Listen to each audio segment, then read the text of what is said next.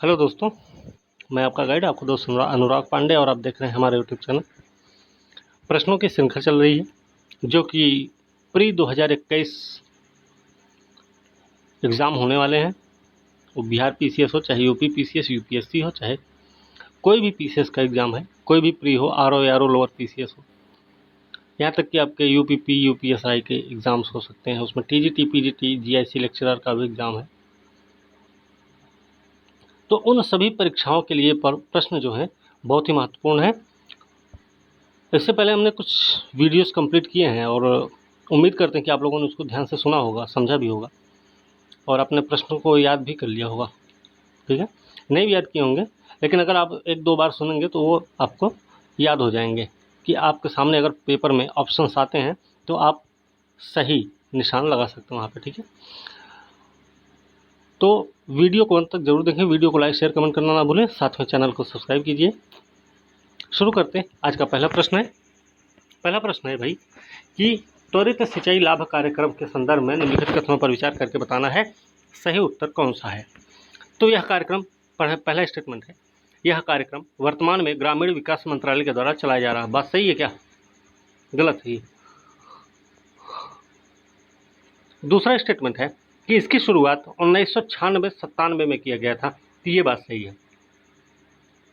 अब अगर इस तरीके से हम देखें कि पहला गलत है दूसरा सही है, तो पहला गलत है दूसरा सही है, तो याद रखना ए और डी ये दोनों तो होंगे नहीं ऑप्शन में।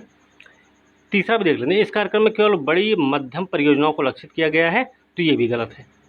तो इसका सही उत्तर है दूसरा स्टेटमेंट। ठीक है, तो सही उत्तर इसका क्या हो जाएगा, बी हो जाएगा। ठीक है, बी इसका सही उत्तर है। पहला क्यों गलत है कि यह जल संसाधन नदी विकास गंगा संरक्षण मंत्रालय के द्वारा संचालित किया जा रहा है। भाई याद रखना, जल संसाधन नदी विकास गंगा संरक्षण मंत्रालय के द्वारा चलाया जा रहा है, ग्रामीण विकास मंत्रालय द्वारा नहीं चलाया जा रहा। ठीक है, दूसरा सही था कि यह 1996-97 में शुरू किया गया है। तीसरा क्यों गलत था, लेकिन तीसरा इसलिए गलत हुआ कि कार्यक्रम के तहत लघु भूतर सिंचाई परियोजनाओं के साथ साथ लिफ्ट सिंचाई योजना, नवीकरण, आधुनिकीकरण सहित बड़ी मध्यम परियोजनाओं को पूरा करने हेतु शुभारंभ किया था। ठीक है, अगला प्रश्न है, भारत में कोयले के संदर्भ में बताना निम्नलिखित कथनों पर विचार करके कि सही कथन कौन सा है। तो भारत में अधिकांश कोयला बिटुमिनस प्रकार का है, सही है ना। भारत में अधिकांश कोयले के निक्षेप निम्न गोंडवाना समूह में पाए जाते हैं, सही है कि गलत है? तो पहला तो सही है इसका, तो सही उत्तर इसका दोनों है। ठीक है, पहला और दूसरा दोनों सही है। ठीक है, कैसे है कि भारत में पाए जाने वाला जो कोयला है अच्छे किस्म का नहीं है, याद रखना भाई। यहाँ अधिकतर कोयला बिटुमिनस प्रकार का है, इसमें भी अधिकांश गैर कोकिंग ग्रेड का है, गैर कोकिंग ग्रेड। ठीक है, दूसरा है कोयले के भंडार दो भूगर्भीय समूहों में मिलते हैं। एक निम्न गोंडवाना समूह 20 करोड़ वर्ष पुराना है, याद रखना, टर्शियरी समूह का है, नहीं, निम्न गोंडवाना समूह जो कि 20 करोड़ वर्ष पुराना है, और दूसरा है टर्शियरी समूह जो कि 5.5 करोड़ वर्ष पुराना है। इसमें से देश के लगभग 96% कोयला भंडार निम्न गोंडवाना समूह में। निम्न गोंडवाना समूह में कितने प्रतिशत है, 96%, याद रखना भाई। उल्लेखनीय है कि गोंडवाना कोयला क्षेत्र 4 नदी घाटियों में, कहाँ गोंडवाना कोयला क्षेत्र, याद रखना कहाँ है, दामोदर नदी घाटी, सोन, महानदी और वर्धा गोदावरी नदी घाटी में पाए जाते हैं। जबकि टर्शियरी कोयला जो है आपका आसाम, अरुणाचल प्रदेश, मेघालय, नागालैंड में मिलता है। टर्शियरी कहाँ मिलता है, आसाम, अरुणाचल प्रदेश, मेघालय और नागालैंड, मतलब नॉर्थ ईस्ट में। टर्शियरी जो मिलेगा वो नॉर्थ ईस्ट में मिलेगा, वो भी आसाम, अरुणाचल प्रदेश, मेघालय, नागालैंड में। ठीक है, अगला प्रश्न देखते हैं, निम्नलिखित युग्मों पर विचार करके सही बताना हमें। तो रानीगंज झारखंड में नहीं है, पश्चिम बंगाल में है। ठीक है, गलत हो गया। तो पहला अगर गलत है इस तरीके से अगर देखें तो ये ए और डी दोनों तो सही नहीं है, बाकी 2-3 सही है। इसका सही उत्तर बी हो जाएगा। ठीक है, देख लेते हैं क्या है। देखिए, पहला गलत था कि रानीगंज पश्चिम बंगाल का कोयला प्रमुख कोयला क्षेत्र है। इसके अतिरिक्त पश्चिम बंगाल में दार्जिलिंग में भी कोयले का उत्पादन होता है। झारखंड के कोयला क्षेत्रों में, झारखंड का कोयला क्षेत्र याद रखना झरिया, बोकारो, गिरिडीह, करणपुरा, रामगढ़, डाल्टनगंज, औरंगाबाद, हुतार। झारखंड में कोयला क्षेत्र है ये। झरिया, बोकारो, गिरिडीह, करणपुरा, रामगढ़, डाल्टनगंज, औरंगाबाद और हुतार।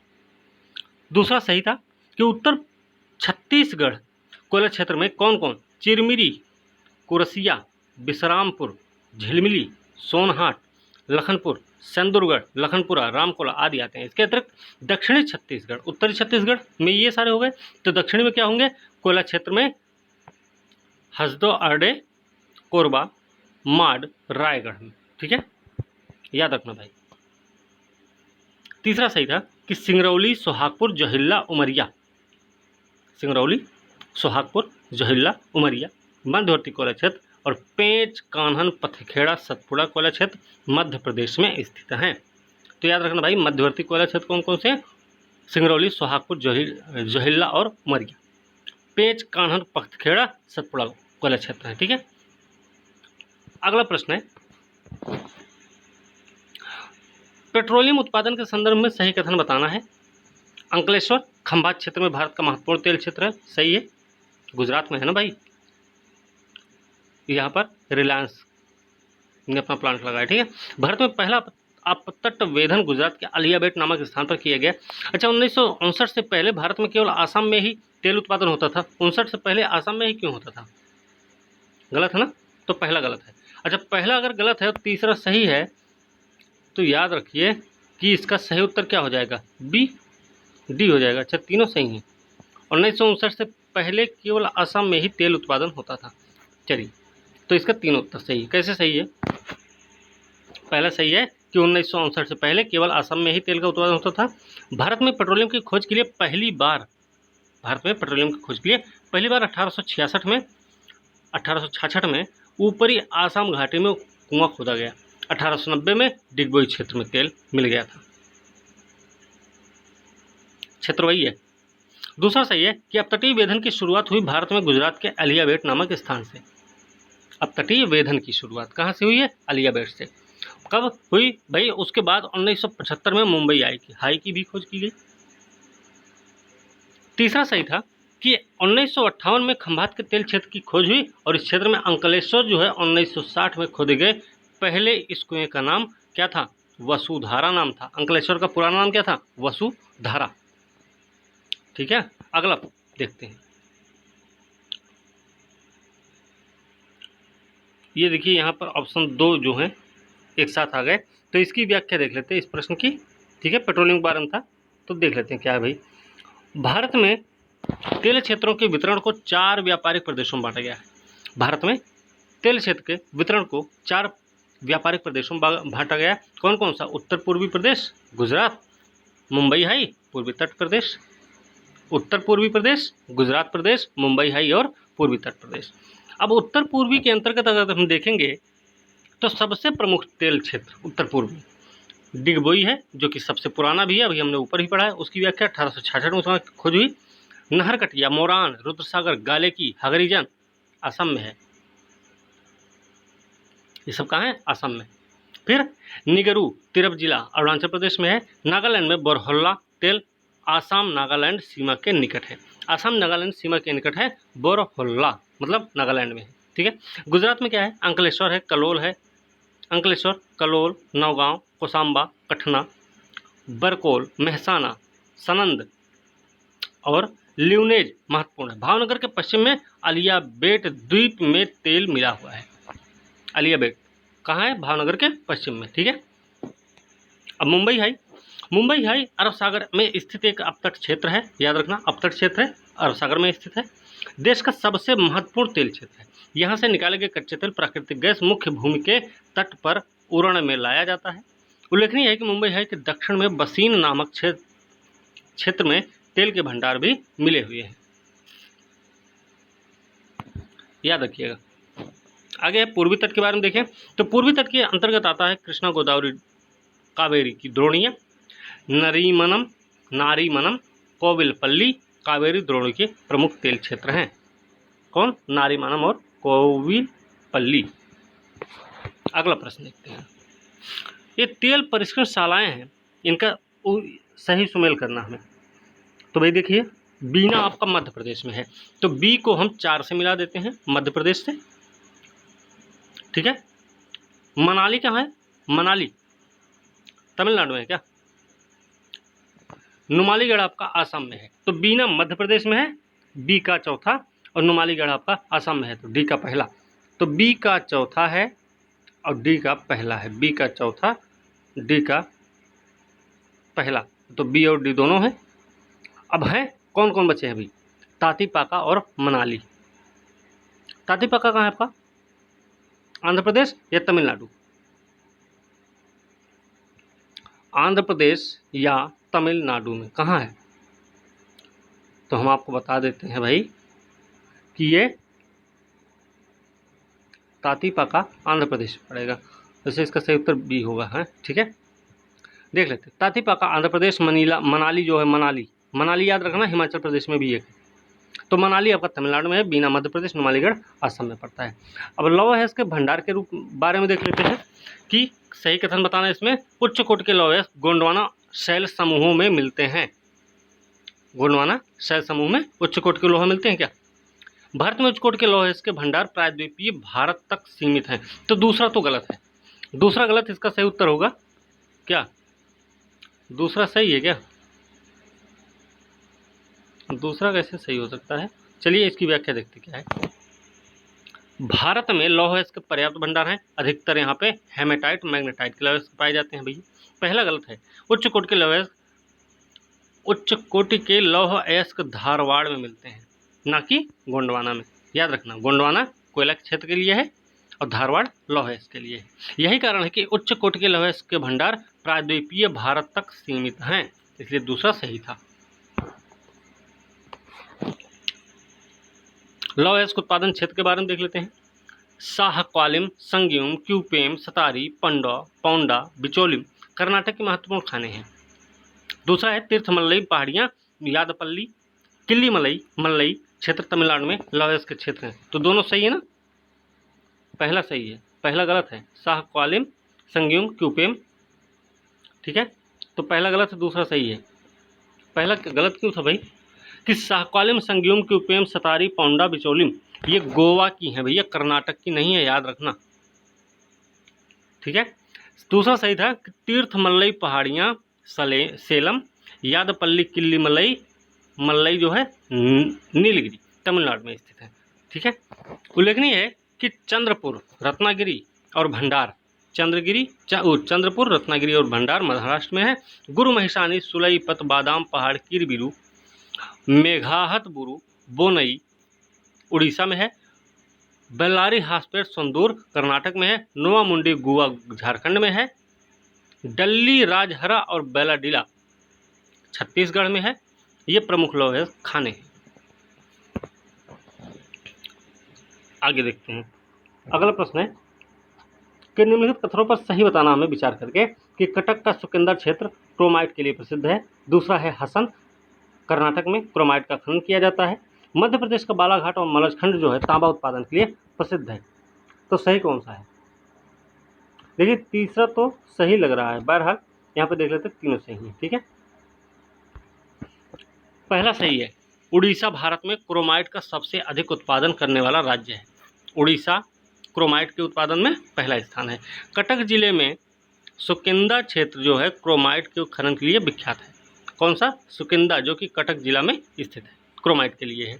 दूसरा था कि हसन, जो कि कर्नाटक, सलेम तमिलनाडु, खम्मम तेलंगाना, मणिपुर में भी क्रोमाइट का खनन किया जाता है। हसन, सेलम, खम्मम, मणिपुर। तीसरा भी सही था कि मध्य प्रदेश में बालाघाट और मलजखंड तांबा उत्पादन के लिए प्रसिद्ध है। झारखंड में सिंहभूम और राजस्थान में अलवर, झुंझुनू भी तांबे के भंडार हैं। झारखंड में कौन सा? सिंहभूम, राजस्थान में अलवर और झुंझुनू। अब देखिए यहाँ पर है, राज्यों में राष्ट्रीय राजमार्ग को लंबाई के संदर्भ में सही क्रम बताना हमें। तो भाई देखिए, सबसे पहला स्थान राष्ट्रीय राजमार्ग के बारे में बात हो रही तो सबसे पहले उत्तर प्रदेश का नंबर है, उसके बाद राजस्थान है, फिर है आंध्रा, फिर है महाराष्ट्र। तो इसका सही उत्तर यही होगा, ठीक है। चलिए आगे देखते हैं, भारत में परिवहन के संदर्भ में निम्नलिखित कथनों पर विचार करना। देश का पहले 6 लेन एक्सप्रेस हाईवे का निर्माण मुंबई से पुणे के मध्य हुआ था। बात सही है। एक गंगा एक्सप्रेसवे का विस्तार नोएडा से बलिया तक है। नोएडा से बलिया तक है एक्सप्रेसवे का विस्तार, ये भी सही था। सबसे छोटा राष्ट्रीय राजमार्ग है NH-47A। तो तीनों स्टेटमेंट इसके सही हैं। ठीक है, देख लेते हैं। मुंबई पुणे हाईवे देश का पहला 6 लेन एक्सप्रेसवे हो गया। गंगा एक्सप्रेस का विस्तार जो है यह ग्रेटर नोएडा से बलिया तक है। इसमें 8 लेन होगा। प्रवेश और निकास नियंत्रण प्रणाली पर आधारित देश का सबसे बड़ा एक्सप्रेसवे है गंगा एक्सप्रेसवे। देश का सबसे छोटा राष्ट्रीय राजमार्ग है 47A। यह कहाँ है? केरल के वेम्बनाड झील में स्थित है, वेलिंगटन द्वीप में। केरल के वेम्बनाड झील में वेलिंगटन द्वीप में स्थित है। अगला प्रश्न देखते हैं। निम्नलिखित में से किस राज्य में पब्लिक प्राइवेट पार्टनरशिप आधारित रेलवे लाइन का निर्माण किया गया? तो ये भी उत्तर दिख गया था, तो गुजरात है इसका सही है। ठीक है, सही उत्तर गुजरात हो गया। गुजरात में कहाँ है ये देख लेते हैं। पहली बार PPP पर आधारित रेलवे लाइन का निर्माण किया जा रहा है। यह रेलवे लाइन गुजरात में गांधीधाम से टूना टोकरा बंदरगाह के मध्य रहेगी। गांधीधाम से टूना टोकरा बंदरगाह के बीच में बनाई जाएगी। ठीक है, अगला है, निम्नलिखित कथनों पर विचार करके सही उत्तर बताना है। विवेक एक्सप्रेस देश की सबसे लंबी दूरी तय करने वाली रेलगाड़ी है। बात सही है। गोरखपुर रेलवे प्लेटफॉर्म विश्व का सबसे लंबा है, ये कुछ समझ नहीं है। देश में पहली बुलेट ट्रेन गोवा से विशाखापट्टनम के बीच चलाई जाएगी, तो ये भी गलत है। आपको पता है गुजरात से महाराष्ट्र के बीच में चलेगी ना। तो पहला स्टेटमेंट सही है, तीसरा गलत है। तो एक मिनट एक देख लेते हैं। देखिए, पहला और दूसरा सही होंगे इसके। ठीक है, क्या है? विवेक एक्सप्रेस सबसे ज़्यादा लंबी दूरी तय करती है। यह कहाँ से चलती है? डिब्रूगढ़ से लेकर कन्याकुमारी तक। विवेक एक्सप्रेस डिब्रूगढ़ से कन्याकुमारी तक चल रही है। गोरखपुर रेलवे स्टेशन विश्व का सबसे लंबा प्लेटफॉर्म बनेगा, प्लेटफॉर्म है भी। पहली बुलेट ट्रेन मुंबई अहमदाबाद के बीच में चलाई जा रही भाई। इससे मुंबई अहमदाबाद के बीच में 492 किलोमीटर की यात्रा का समय 7 घंटे से घटकर हो गया 2.5 घंटे में पूरा कर लिया जाएगा। ठीक है, इसलिए तीसरा सही नहीं था।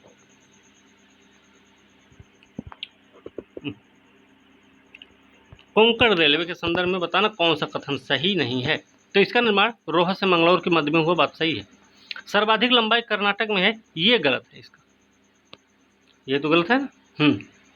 कर्नाटक में नहीं है। अब देख लेते क्या है। कोंकण रेलवे की सर्वाधिक लंबाई महाराष्ट्र में है। याद रखना, कोंकण रेलवे की सर्वाधिक लंबाई कहाँ? महाराष्ट्र में है। उसके बाद कर्नाटक और गोवा में है। इसका मुख्यालय है नवी मुंबई। दूसरा गलत था और सभी सही थे। ठीक है, मुख्यालय नवी मुंबई, याद रखना। अब यहाँ पे देखते हैं, मिलान करना हम लोग। Chittaranjan locomotive, rail coach factory, rail पहिया कारखाना, डीजल लोकोमोटिव। तो याद रखना पहला तो डीजल लोकोमोटिव जो है भैया वाराणसी में है। सी का दूसरा है। अब देखते हैं सी का दूसरा, देखो 3 में है अभी। चितरंजन कहाँ है? चितरंजन लोकोमोटिव पश्चिम बंगाल में, ये भी याद रखना। तो ए का तीसरा हो गया। अच्छा, ए का तीसरा हो गया, बी सी का दूसरा हो गया, तो इसका सही उत्तर क्या हो जाएगा? बी हो जाएगा ना। चितरंजन का पश्चिम बंगाल, चितरंजन में। रेल कोच फैक्ट्री है Perambur, rail coach factory Perambur जो कि तमिलनाडु में है। डीजल लोकोमोटिव वाराणसी मडुआडी जिसको बोलते हैं। और रेल पहिया कारखाना कहाँ है? छपरा, बिहार में।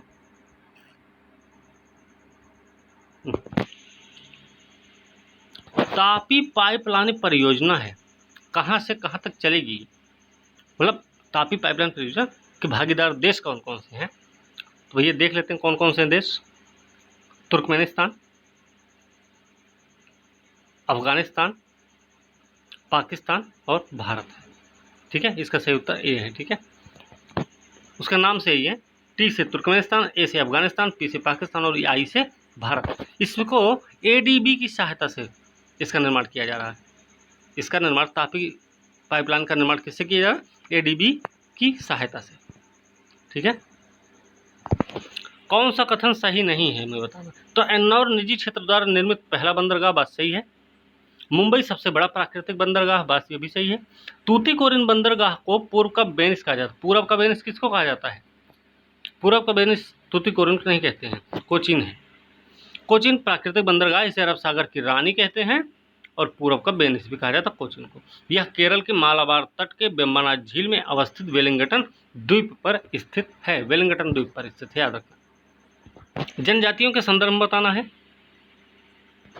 मतलब यहाँ पे पढ़ना है और यहाँ से बताना कि इनमें से कौन है जनजाति संबंधित, ठीक है। ये स्वयं को पतवार राजपूत घराने से जोड़ते हैं। इनमें हिंदुओं के समान अनुलोम प्रतिलोम विवाह की प्रथा देखने को मिलती है। इनका निवास स्थान नैनीताल, पौड़ी, गढ़वाल और देहरादून जिले में है, मतलब उत्तराखंड में। तो याद रखना यहाँ पे भोटिया आएगा, भोटिया नहीं बुक्सा आएगा, हाँ ठीक है, भोटिया नहीं है, भोटिया नहीं बुक्सा है। बुक्सा कैसे देखते हैं? विशेषता है कि नैनीताल, पौड़ी, गढ़वाल, देहरादून पाई जाने वाली बुक्सा जनजाति से संबंधित ये स्वयं को पतवार राजपूत घराने से संबंधित मानते हैं। हिंदुओं के समान इनमें भी अनुलोम प्रतिलोम विवाह की प्रथा देखने को मिलती है, ठीक है। अच्छा, विज्ञान के लिए समर्पित महाद्वीप कौन सा है? तो आपको भी पता है, अंटार्कटिका है, ठीक है। अंटार्कटिका को विज्ञान के लिए समर्पित महाद्वीप कहा जाता है क्योंकि इस द्वीप पर लगभग सभी देशों के वैज्ञानिक शोध कार्य में लगे हुए। उल्लेखनीय है कि सबसे पहले ओजोन रिक्तीकरण की प्रक्रिया की खोज भी कहाँ हुई थी? अंटार्कटिका में। अच्छा, किस देशांतर रेखा से भारत के मानक समय का निर्धारण किया जाता है? तो ये सबको पता होगा, बहुत सिंपल है, 82.5 डिग्री पूर्वी देशांतर से, ठीक है। हमने कल भी इसके बारे में बात की है, पिछली वाली वीडियो मतलब। भारतीय भूभाग के संदर्भ में बताना है कौन सा कथन सही है। तो भारतीय भूभाग के उत्तर से दक्षिण सिरे की लंबाई पूर्व से पश्चिम की लंबाई की अपेक्षा कम है। 32, 14, 29, 33 है, सही बात है, पहला सही है। गुजरात की तटीय सीमा सभी तटीय राज्यों से लंबी है, तो दोनों स्टेटमेंट इसके सही हैं। तो इसका सही उत्तर पहला गलत क्यों है तो? अच्छा, उत्तर से दक्षिण सिरे की लंबाई पूर्व से पश्चिम सिरे की लंबाई की अपेक्षा कम, नहीं, उत्तर से दक्षिण अधिक है, पूर्व से पश्चिम कम है, हाँ ठीक है।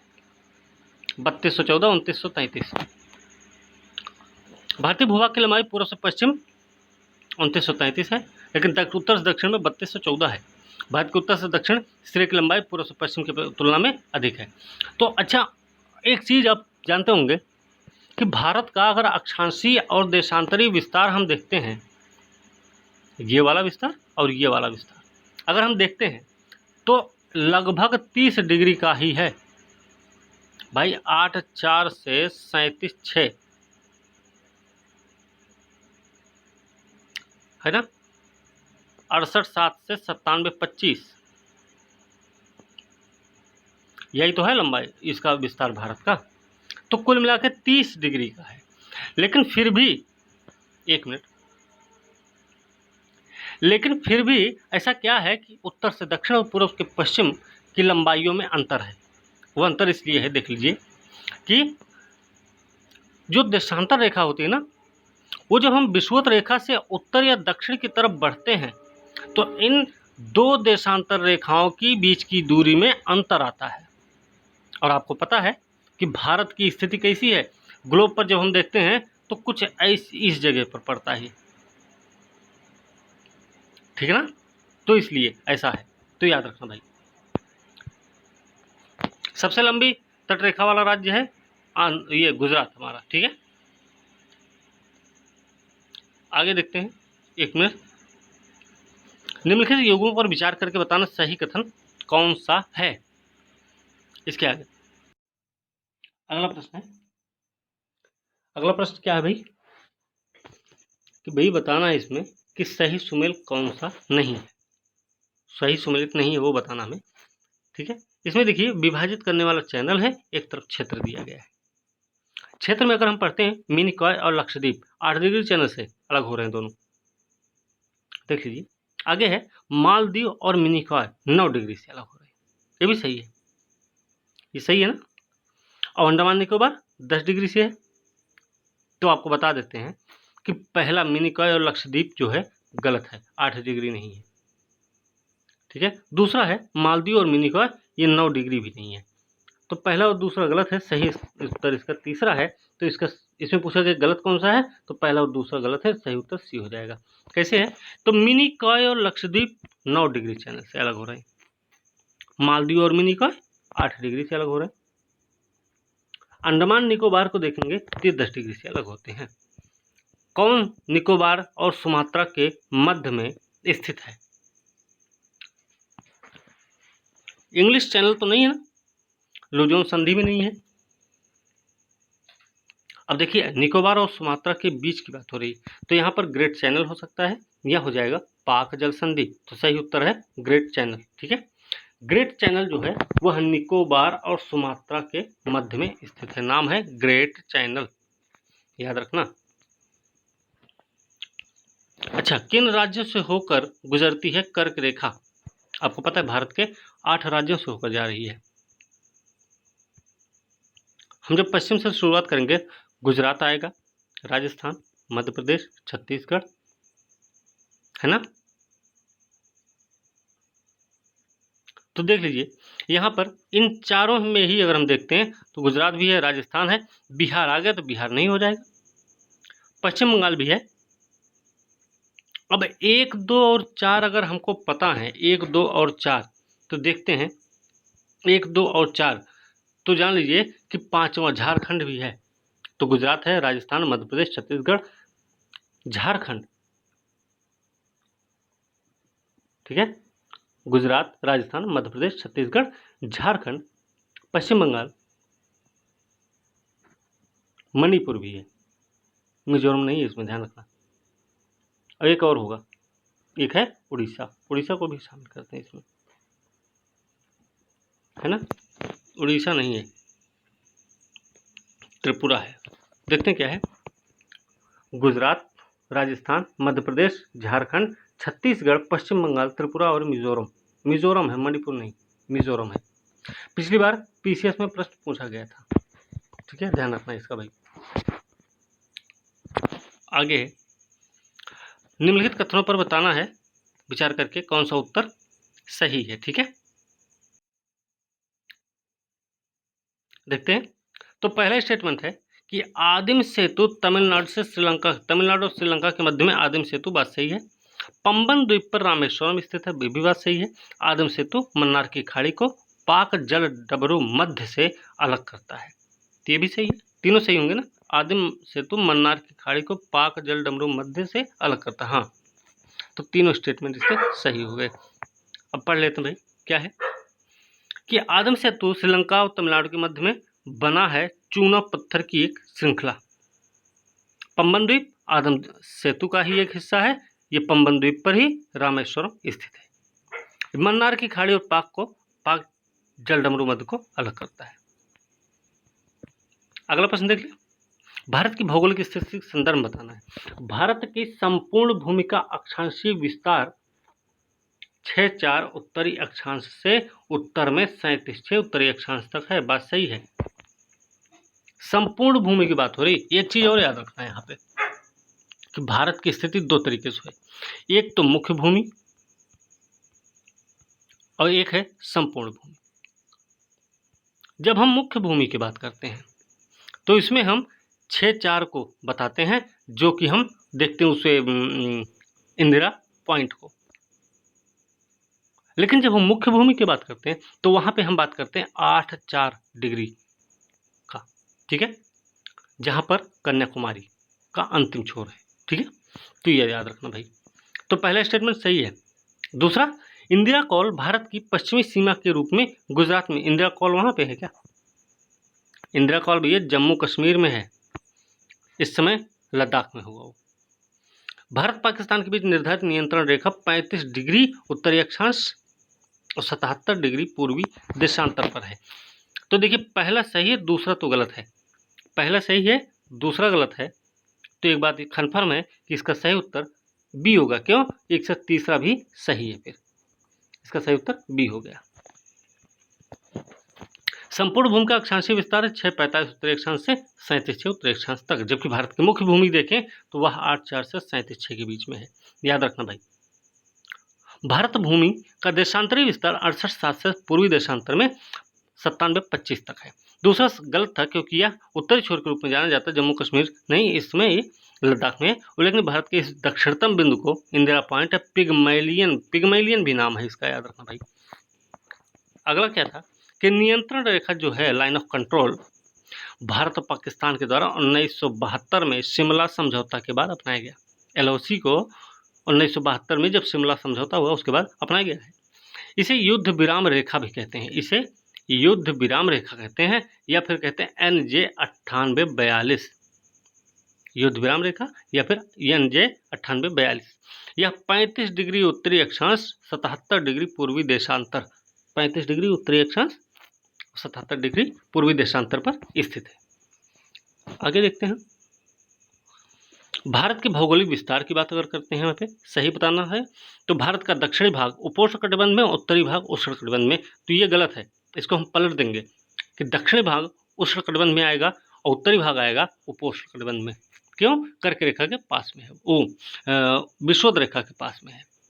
भारतीय सीमा समुद्र के अंतर्गत 18 समुद्री मील तक विस्तृत है। ये सही है क्या? 18 समुद्री मील, हम तो बहुत पढ़े हैं, तो इसका गलत दोनों ही है। ठीक है, पहला गलत क्यों है कि अक्षांश रेखाओं के मानों से यह पता चलता है कि भारत का दक्षिणी भाग उष्णकटिबंध में है, उत्तरी भाग है उपोष्ण या कोष्णकटिबंध में।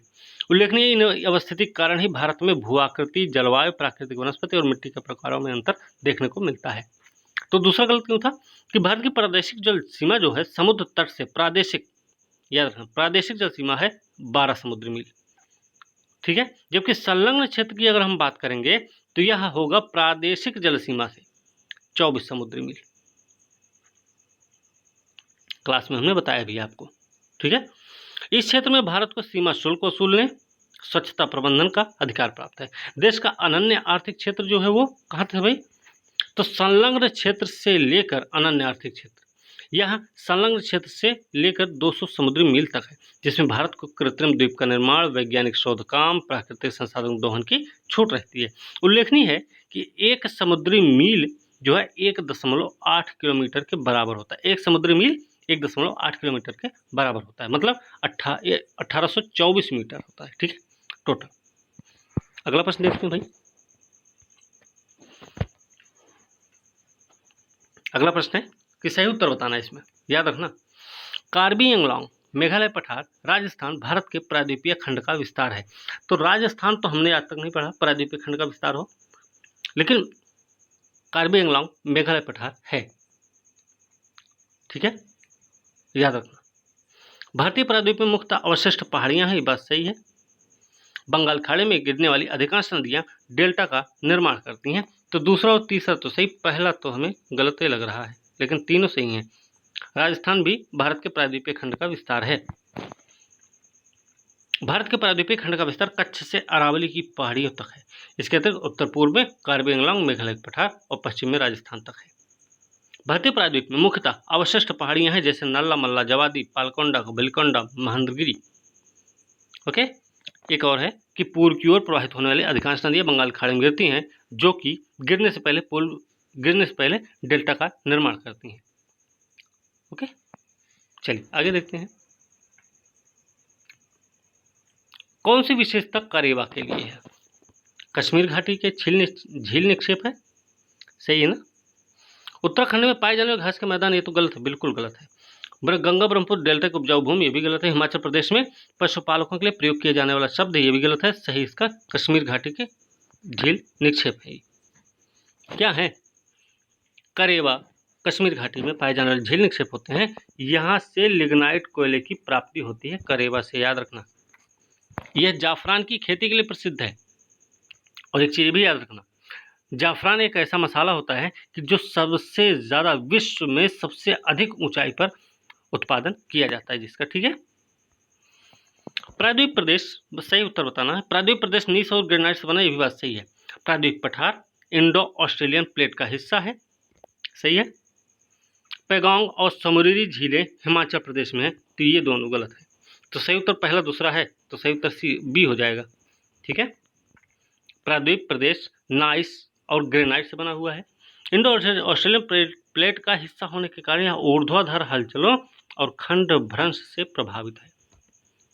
आगे है कि पेगोंग और समोरी झील जम्मू कश्मीर में है। ठीक है, तो इसलिए गलत हो गया। इधर देख लें कि लगभग 30 प्रश्न हो चुके हैं। ठीक है, और 35 मिनट का वीडियो भी हो चुका है।